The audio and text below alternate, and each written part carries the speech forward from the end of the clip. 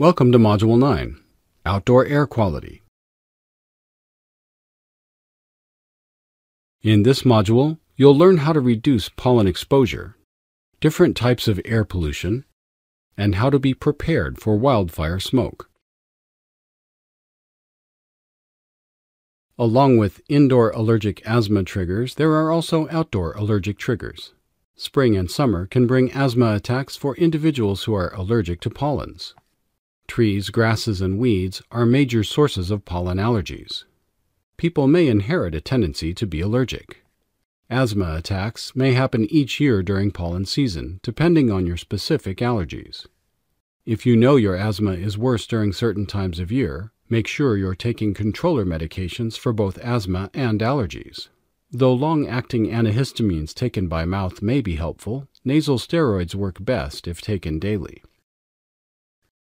If wheezing, shortness of breath, or other asthma symptoms accompany the signs of allergies, sneezing, itching and watering eyes, nose, mouth, and throat, medical attention to control allergies is needed. Approaches to treatment of pollen allergies include avoidance of the allergen, medication to relieve the symptoms, and injection treatments or allergy shots. Some ways to keep pollen exposure down: keeping windows closed at night. Limit morning activity between 5 and 10 a.m. when pollen is usually emitted from plants and trees. Keep car windows closed when traveling. Try to stay inside when the pollen count or humidity is high and on windy days when dust and pollen are blown around. Take any medication prescribed for your allergies and asthma regularly and in the correct dose.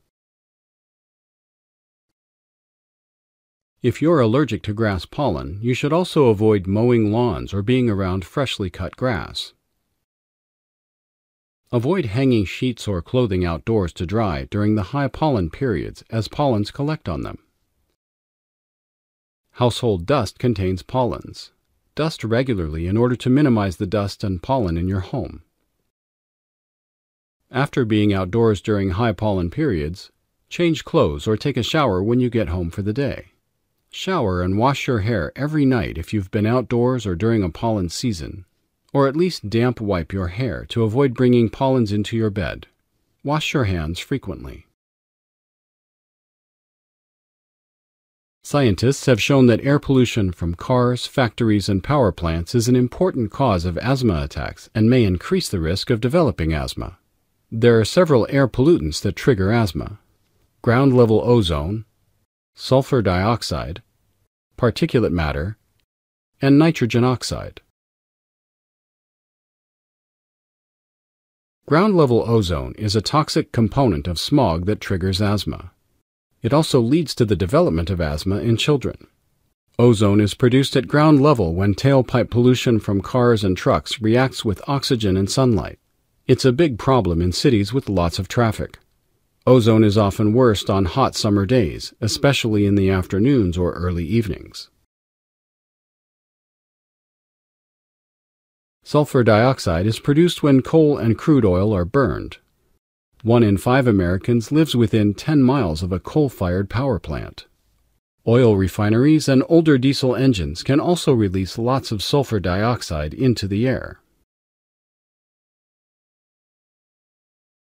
Particulate matter refers to a wide range of pollutants: dust, soot, fly ash, diesel exhaust particles, and wood smoke, which are suspended as tiny particles in the air. Some of these fine particles can lodge in the lungs and trigger asthma attacks. The number of hospitalizations for asthma increases when particulate matter in the air rises. Particle pollution can be bad any time of year, and especially when the weather is calm and air pollution builds up. Particle levels can also be high near busy roads at rush hour, near factories, or when smoke from fireplaces, wood stoves, or burning vegetation is in the air. School bus idling can also be a significant cause of exposure to particulate matter for children. Particulate matter can get inside homes, drifting through windows if they are not tightly sealed. Nitrogen oxide is a gas emitted from tailpipes and power plants and contributes to the formation of ground-level ozone and smog. It also reacts with other air pollutants to form small particles that cause breathing problems, especially in people with asthma. Limiting your exposure to air pollution can be an important part of managing your asthma. The EPA monitors air quality all over the country through its daily Air Quality Index. At the website www.airnow.gov, you can enter your zip code and state and get the rating of the air in your area daily. Check the EPA website or your local television, newspaper, or radio weather reports for daily updates on air quality. On bad air days, signified by orange and red colors on the index, children and people with respiratory diseases should limit their time outdoors. Purple and maroon indicate extreme levels of pollution. Even healthy adults should try to stay inside.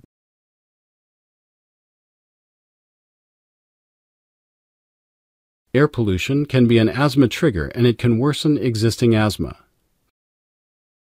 Plan outdoor activities when pollution levels are low. In summer, plan most vigorous activity for morning.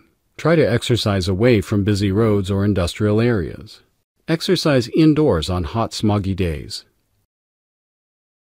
Change your activity level when the air pollution is high. For example, walk instead of jog or spend less time on the activity, 20 minutes instead of 30. You could also wear a mask outdoors since we're all used to doing that now because of COVID. Air pollution can also make you more sensitive to triggers like mold and dust mites. An increased sensitivity to indoor asthma triggers could be due to outdoor air pollution. Wildfire smoke. Check the air quality forecast regularly. If the air looks and smells smoky, minimize outdoor activities because indoor air is generally lower in pollution. Stock up on supplies, medications, and other items you may need for your family and pets so you can avoid going outside. If you can, purchase an indoor air filter. Pick a clean room to place the air filter, like the bedroom or a room the person with asthma spends the most time. Or find a cooling center or clean air center like libraries or community centers. Many commercial buildings have good filtration. You can create a DIY filter fan for use during days with poor air quality. This includes using a regular box fan and attaching a MERV 13 rated filter with basic supplies including brackets or even duct tape.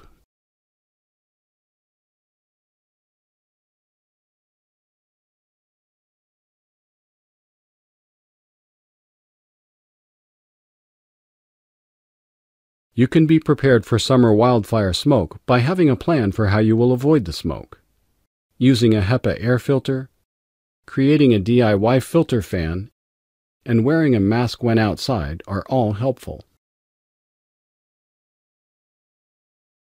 Key points from this module are: try to reduce pollen exposure in the spring and summer if you are allergic to pollens. Reducing exposure to air pollution can help avoid asthma attacks. Check the EPA website for air quality updates. Be prepared for wildfire smoke in summer.